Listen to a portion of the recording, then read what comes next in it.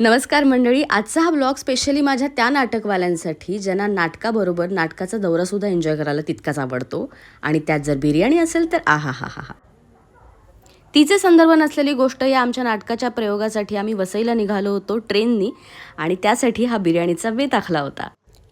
बिर्याणी करताना मॅरिनेशनची ही जी पहिली स्टेप आहे ती सगळ्यात महत्त्वाची. मग त्यासाठी मी घेते एका कढईत तेल, मग त्यात घालते खडे मसाले, मग हिरव्या मिरच्या, मग कांदा, आलं लसूण पेस्ट, हळद आणि हा घरी स्पेशल मी स्वतः बनवते बिर्याणीचा मसाला जो मला माझ्या आईने शिकवलेला आहे.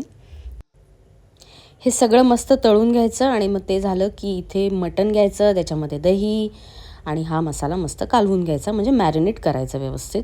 आणि ही जी काही एवढी महत्त्वाची स्टेप आहे ती मात्र प्रताप करतो, म्हणजे कालवण्याची स्टेप. बाकी काय सगळ्या जाता जाता करण्यासारख्याच गोष्टी आहेत त्या मी करते. असो, तर त्यामध्ये भरपूर घालायचं ताक, मग चवीनुसार मीठ घालायचं, छान तूप घालायचं, भरपूर घालायचं. युनिटी बासमती नावाचा स्पेशली बिर्याणीसाठीचा हा तांदूळ मी वापरते. हा अर्धा तास मी भिजत घालते, मग तो छान फुलतो आणि मग गरम पाण्यामध्ये त्याला अर्धवट शिजवायचं असतं.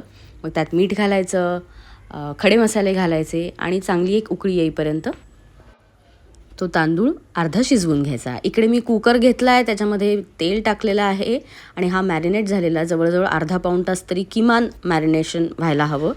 मग असा खाली थर टाकायचा. हा भात शिजलेला जो आहे अर्धवट शिजलेला पाहिजे, निम्मा शिजलेला पाहिजे तांदूळ. तो असा उपसून घ्यायचा आणि त्याची लेयर वरती टाकायची. मटणचे जे पीस आहेत ते सगळे खाली बेसमध्ये ठेवायचे आणि मग राहिलेल्या दह्यामध्ये हा उरलेला तांदूळ म्हणजे उरलेला भात घालून घ्यायचा, मिक्स करून घ्यायचा. वरून मस्त आपल्या आवडीचा रंग टाकायचा आणि कुकर लावायचा. बरं, आमचं असं आहे की एका कुकरमध्ये आमचं भागत नाही, त्यामुळे 2 कुकर लावावे लागतात. कुकरच्या साधारण 3 ते 4 शिट्ट्या होऊ द्यायच्या आणि मग कुकर थंड झाला की झाकण काढायचं, मग त्याला द्यायचा दम. आता इथे मी प्लॅस्टिकचं भांडं घेतलं आहे, पण तसं नाही करायचं, आपल्याला स्टीलचं भांडं घ्यायचं आहे. पण मला झाली होती गडबड, ट्रेन होती आमची आणि मला प्रताप खूप ओरडत होता की आवर आता लवकर.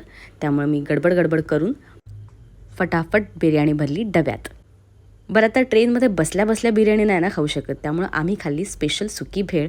मस्त गप्पा मारल्या, भरपूर भेळ खाल्ली आणि मग मस्त ताव मारला बिर्याणीवर. डब्याचा अक्षरशः तळ गाठेपर्यंत फडशा पाडतात आमचं नाटकवाली या बिर्याणीचा. माझ्यासोबत नाटक केलेल्या प्रत्येकाने ही बिर्याणी खाल्ली आहे, हो ना.